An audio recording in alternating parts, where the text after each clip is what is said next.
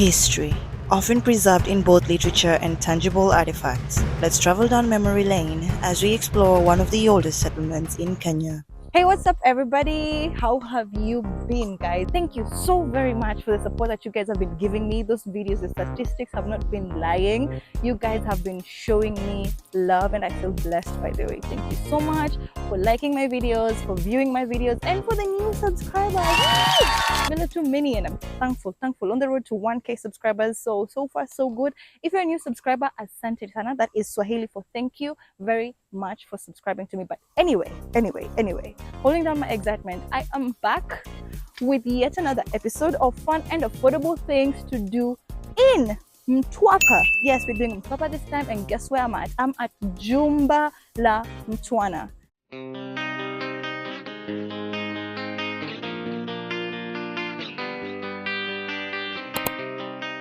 This is an amazing place. Apparently, it's a museum plus ruins plus the ocean, and I cannot wait to see what more we have here. It's my first time being here, and I decided, you know what, I'm taking you guys with me. So yay, let's do this. But first, let me introduce you to an amazing young lady. Welcome to Jumba Ruins. Thank you so much. My name is Cynthia. Yeah. I'll be your guide. In Jumba Ruins, we have 4 sections. We have the museum, we have the ruins, we have trees of life, and also we have the ocean. Jumba Ruins is a settlement which was established at the 14th century, which is 1350. It's a remain of a Swahili town. Hope you enjoy the session. We will. Thank you so much, and we will love to see this entire place. So guys, let's go. We are starting from the museum. Okay. Let's begin from this point. Perfect. This is the natural environment of the Swahili towns. Most of them are the Lam Highland, part of Lam Highland. And at this point, you have the corals, mostly the raw materials which were used to build the walls. At this point, you have the hydropyramid of the Panto and the Cushites. At this point, this is the 8th century when they started building the houses with mud and coral leaves on top of their houses, and also they built a well at the center of the town. Okay. At this point is the 10th century when they started building their houses with corals and palm leaves on the top of the houses, and also a mosque at the center of the At this point is from the 13th century to the 17th century when they started building their houses with stones. Oh, but now I can see that here they were living all together. Then here they started to move out of the perimeter. Okay. This is the Swahili civilization. Oh, nice. Okay. And also, this is the dispatch organization of the Swahili towns. This is the Ram Highland. Wow. This is Mburu Beach, and this is also the Ram Highland. This is the entry to Lam Town. This is the old town. Wow, this is so beautiful. Wow. This is an entry to also to Lam Town. These are remains of Gede Ruins. This is Pate, also Pate Highland. Also this Pate Highland. These are remains at Gede Ruins. Okay. Nice. We have the architecture, the Swahili architecture, how they build it, how like their doors, their walls. The architecture that they have. Also how they build their mosques. Yeah. This is now the architecture. I see this a lot in Swahili Old Town or for Jesus. Yeah. So it's still part of the architecture. Yeah. Nice. What are we looking at? These are building materials. These are mangrove palms. Mangrove palms are heavy. Yeah, man. Guys, if you guys used to get caned, you don't want your teacher to find out that this is Zito.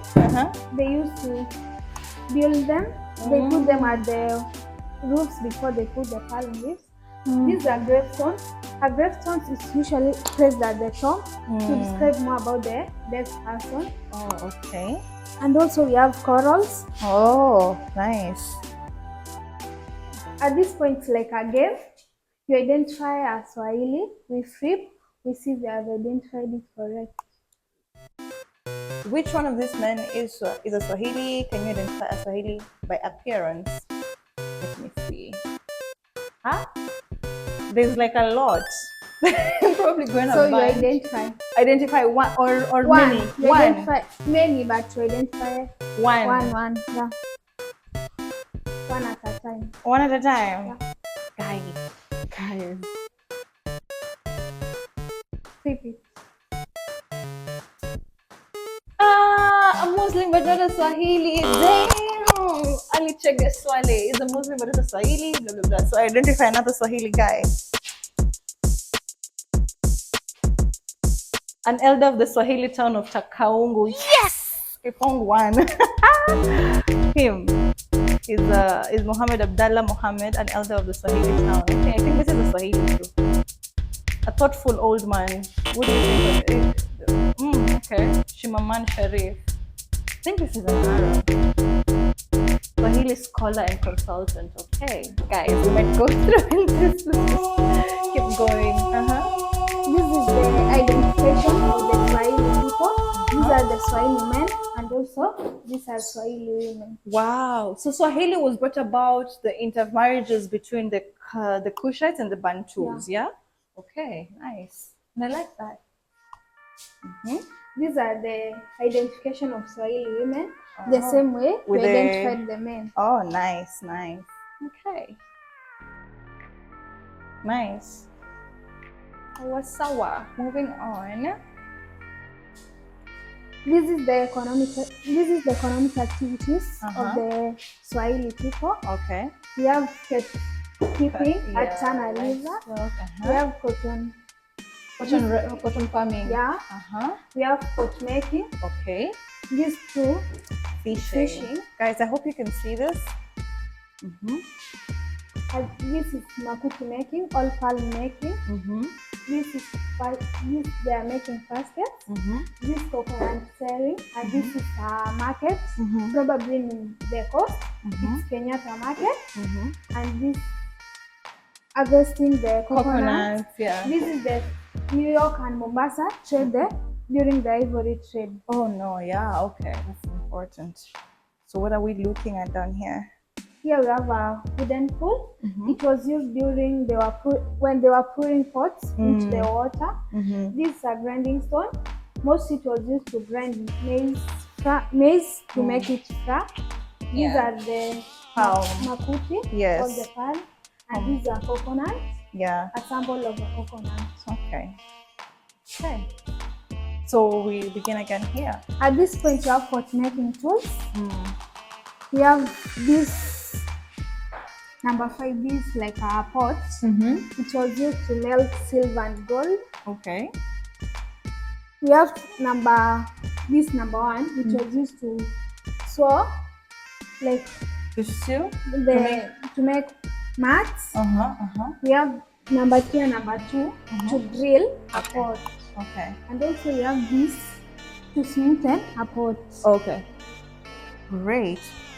And this is this looks like weapons. Like that looks like a sword. Number 4 is a sword. We have the udi. Like this looks like a guitar. Oh yeah, music. We have a shield. Number 3. We have a dollar. Number 1. And also we have the corals. To identify live and dead corals, like we have the deep sea corals and the Shallow and shallow sea. Like the red one and the blue one, they're the deep sea corals. So those are the alive corals. Okay. And also we have the white ones. So when coral is in the deep ocean, it has color and it's alive. Yeah. But when it comes to the shores, it's dead and it's white. Okay. So this is a map of the Swahili coast, guys. Nice. So it's written.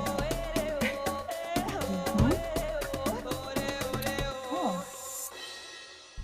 So what is this? Oh, is that a Quran? This is a Quran and a Quran table. Okay. And also you have a big Chinese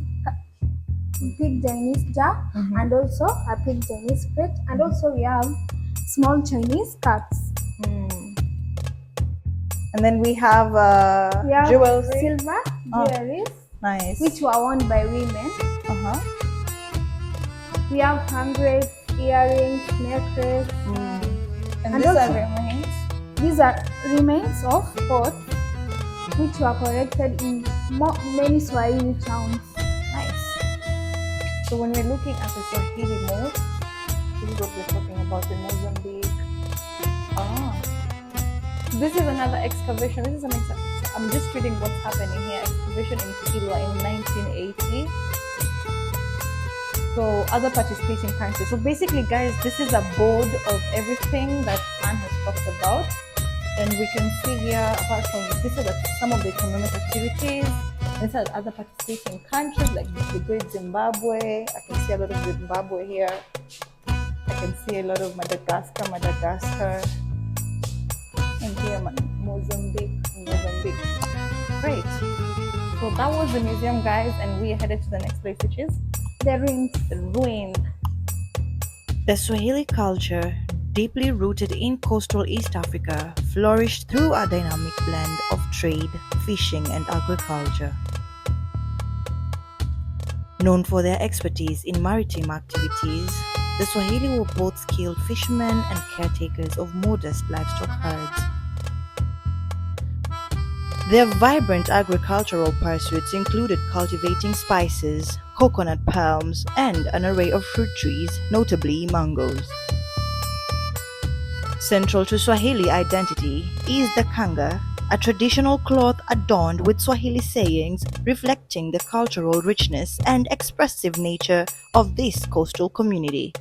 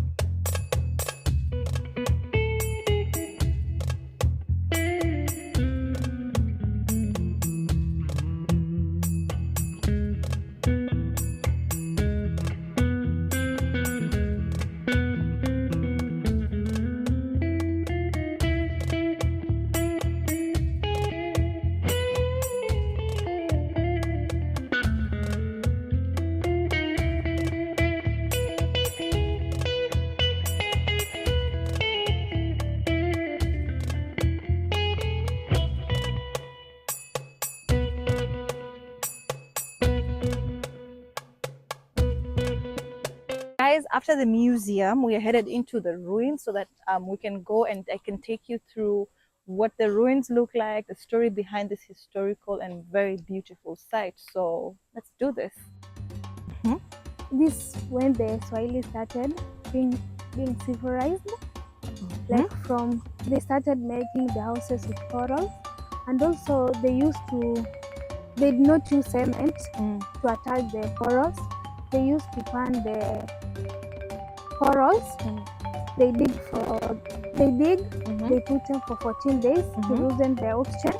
So they burn it first? Yeah. Okay, to release oxygen? Yeah, because you cannot build the house with oxygen. So am I allowed to go closer and take a look into? Yeah. Yeah? So guys, I'm just trying to get you guys into the deep of things, get you much more familiarized, and maybe we can just do here. Oh yeah, I can see written House of Cylinder. Wow.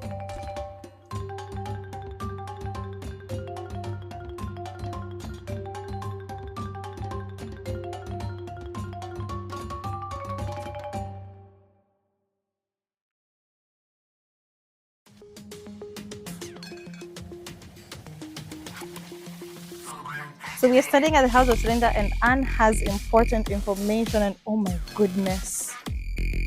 Oh my god. Oh boy, you don't want to fall in there. What's the story behind this place? They identified as the House of the Cylinder because of the 2 cylinders. This house was used as a toilet and also a bathing room. Oh. We have a hole over there. And also because they were Muslims, this is where they used to place their water. After using the toilet, they will stand on the top of the 2 cylinders to wash themselves. Oh, okay. Guys, the hole is deep. You don't want to fall in there. Wow.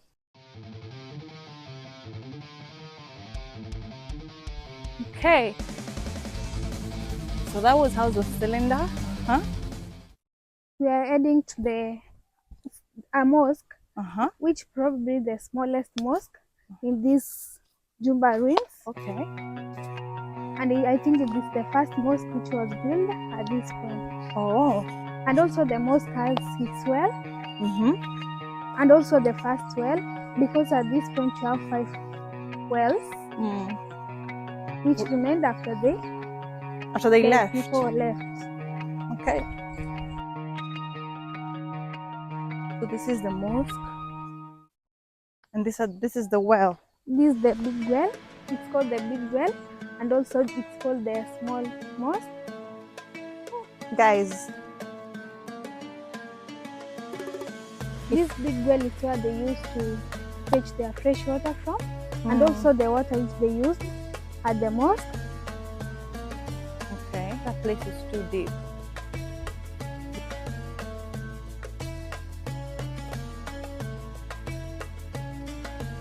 Great. And here we have the small mosque. Most probably this mosque is small. Maybe the first people settled at this point were few, all lack of raw materials when they were building the mosque. Oh, that's why it's called small mosque and a big well. Yeah. And also this is the first mosque at this point. We have other 2 mosques as we continue. Okay. At this point, you have the first residential house. At a residential house, you have what you call a niche. We have the inner niches, these ones. We have the inner niches and also the outer niches. But at this point, you have the inner niche. The inner niche is where they used to put their ornaments. They used to put their silver, gold. Okay, the ones that we saw at the museum. And after they have pressed them at this point, they will cover it to a mat for security purposes. Oh, wow. So it's like a safe, a traditional safe. Yeah. Nice. And the mat is the password. The outer niches is where they used to put the ranks. This were at night to produce the light. And also, their houses were thick. Okay. Yeah. And also tall. Okay. So that when it's hot time, the house will be cold inside. Okay. Nice. So this is just one of their houses, yeah? This is the first residential house. Oh, nice. I'm definitely taking a picture of this one.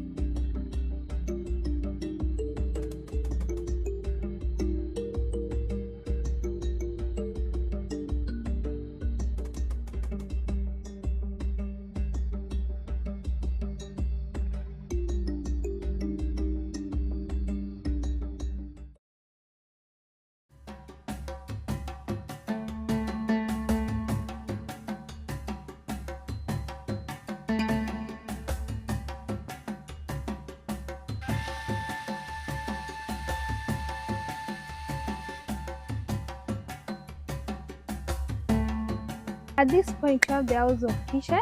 It's identified as the house of kitchen because of some fossils which are found at this point. And also, there is some black spots at the wall which show that there was a kitchen at this point. Okay. So this is basically, did they have like one specific area where they would all converge and cook one meal, or it's just... This is like a residential house. It's together with the house of the cylinder. Okay. Oh wow, that guy was rich. They lived like a self-contained house because the house has a toilet, a kitchen, and also we have another well at this point. And also they had a guest house, a separate room for guests, this space. And also the guest rooms had a toilet. And also if a guest will come, was not allowed to see the women, because the Swahili most hide their women from people. Men. Oh, okay. So they had a separate place where the guests will come, spend their time, and also the guests will sleep at this point. Wow. And the guests had a separate toilet. Toilet, okay.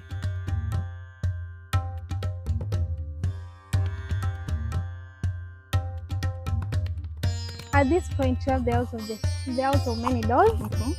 It's called the house of many doors because the building has many doors. This house was used as guest houses. Okay. By the people who traveled at this point for trade, who depended at the monsoon winds. So that they have traveled to this point, they'll spend their time at the guest houses. Oh wow, so this is just basically for visitors who came through the monsoon winds, of course by sea route, courtesy of the Indian Ocean. That's a deep well, guys, down there. It's just fresh water as we had it because these guys needed water to do their daily things, shower and everything. Wow, I'm intrigued. Guys, this is the main entrance for this house of guests, house of many doors. So, wow. Can you imagine 1350s and we still have these structures? How amazing is the human race?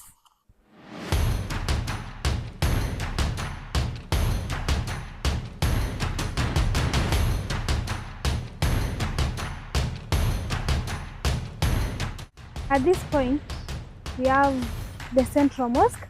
It's the second mosque at this point. Okay. At this point, you have the ablution area. This is where they used to place their water as they are fetching from the well.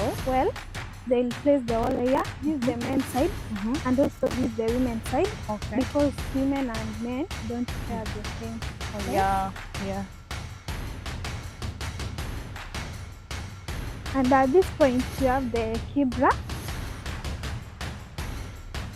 The Kibra is where the Imam will come. The Imam will come, stand facing the north, and also the Imam was to come 10 minutes earlier to the mosque to inform the people that the prayers are about to start.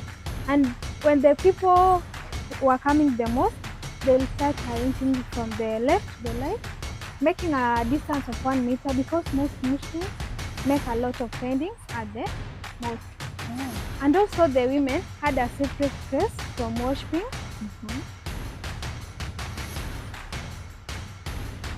At this point, and also the Muslims women were not allowed to be imams, and also they had restrictions from going to the mosque. Maybe the woman is at its essence all breastfeeding. It shows that the woman is unclean from going to the mosque for prayer. And also the Muslim women escaped the mosque. They what? They escaped the mosque. Why? Like they meant that they can pray from home and not okay. immerse, they come to the mosque. Okay. And what's that area? The heaps of Oh yeah. Okay. And the botanical garden, no? Okay.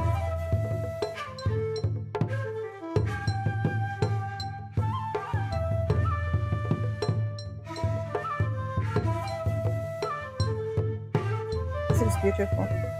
This is where they shower again? At this point, you have the mosque by the sea. It's identified the mosque by the sea because it's near the sea. Okay. This was a Friday mosque. Friday? Yeah. Oh, This wow. whereby the other mosques will be closed and they come at this point to pray. And also, the passersby who travel at this point,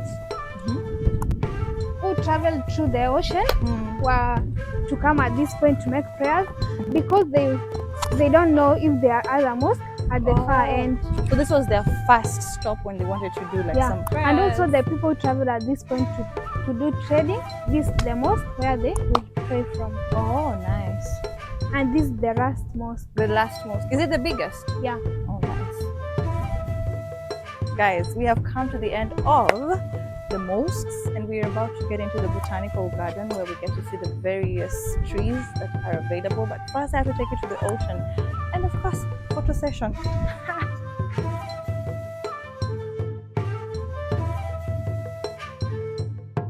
At this point, you have the Tombitan inscription. These are Arabic writings. And also the people are buried at this point were special people. All the imams of the mosques are the people who are buried at this point. At a small point, Mhm. you may get 10 to 15 people at a small point are being carried out.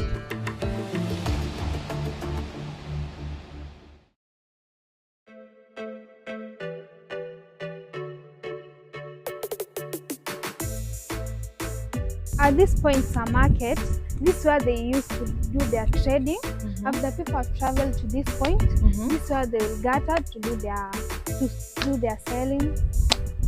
Oh, And this is the end of the ruins. So this is the end of the ruins, guys. We have come to the end of the ruins tour. This is where trading would happen back in the day, in the 30s, 1350s actually.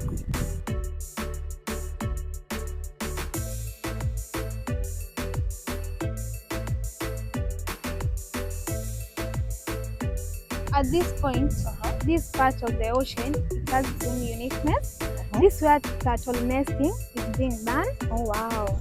This where, like, let's say after they have nested the turtle, they leave them to go, and if it's a female turtle, it will come back after 20 years to lay eggs where it was nested from. 20 years? Yeah. Wow. It will come back after 20 years to lay eggs, because a turtle cannot lay eggs at different, it cannot go a different place to lay eggs.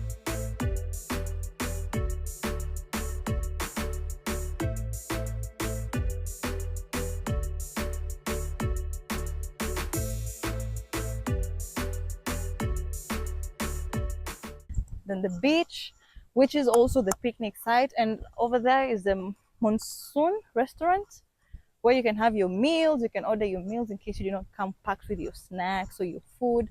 And so now we are headed into the trees, the botany of the place, the botanical garden, the botanical place, and see you.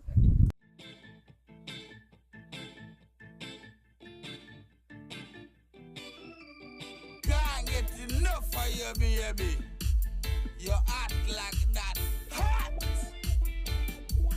Rude boy. Was it named by like an Italian person? Because that name, Vomitoria. Victoria is from Formity. Wow, yeah, it sounds like vomit.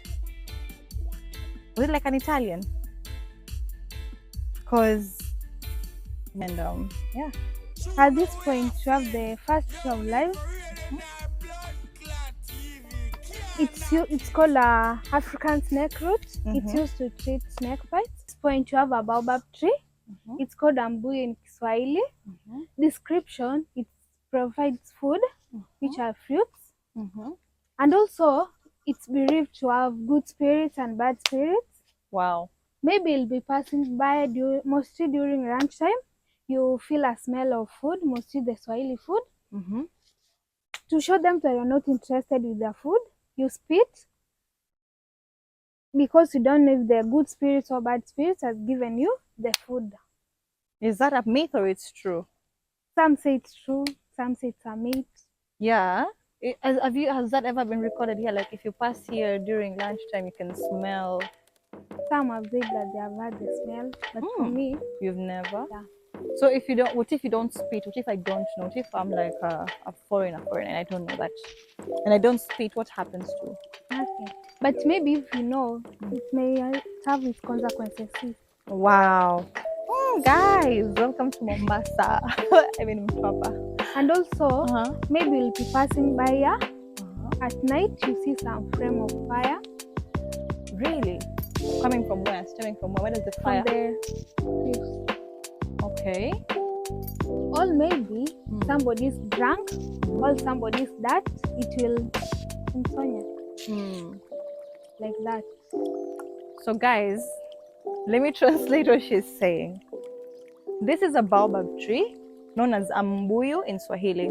So what she's really telling me right now is that apparently this tree is sacred and it symbolizes both good spirits and bad spirits. It can harbor both good and bad spirits.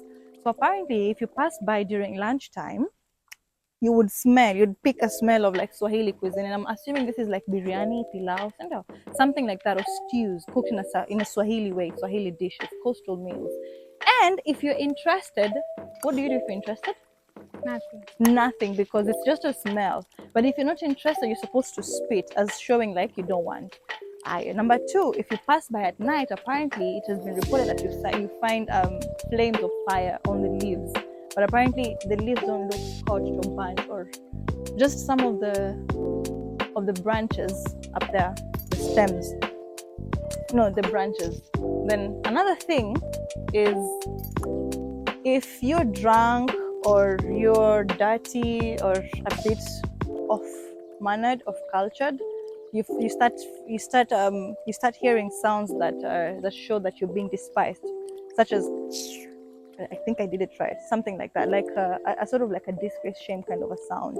Yeah, so that is a baobab tree. By the way, growing up in Mombasa, we have had a lot of cases concerning baobab trees. So this is a baobab tree. It's huge, and you had it.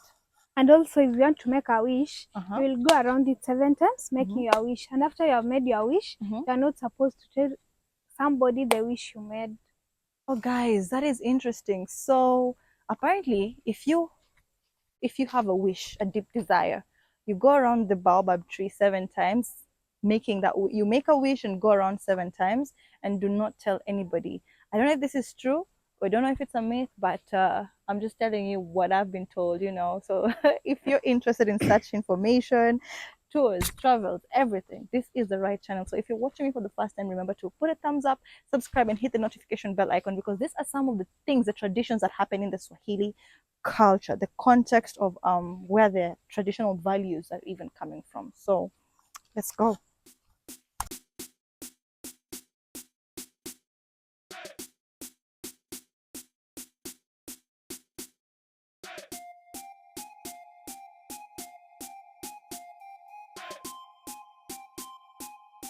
At this point, you have the third tree of life. It's called a milkwood, Mziazia indigo. It was used to treat infertility. Maybe a woman is not getting pregnant, he'll come and take the Male now, the men. female, all mostly the female, but also both can use it. They will take the stem of it, A back of the stem, yeah. back of the stem, boil it and drink. And for real, it worked. Maybe for them it worked, Okay. because it's a traditional way of treating infertility. Infertility. Wow. Jumba La Mtwana. That's the name of the tree, the scientific name. But the English name is milkwood. In Swahili, we call it Mziazia indigo. Mziazia. Treats infertility, guys. So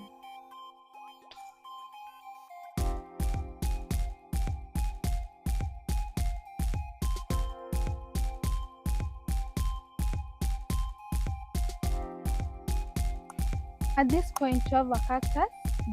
It's called Ja indigo. It was used by lazy fishermen. They'll take a branch of the tree, crush it, and use the sap during fishing. They'll take the sap, put in water so that the fish will get drunk. so fish get drunk from this. Wow. Then they will froth all the Haziko rada. Then you just snatch them out of the water. Guys, that's interesting. Nice. Okay. And this is the end of our tour. Oh my god.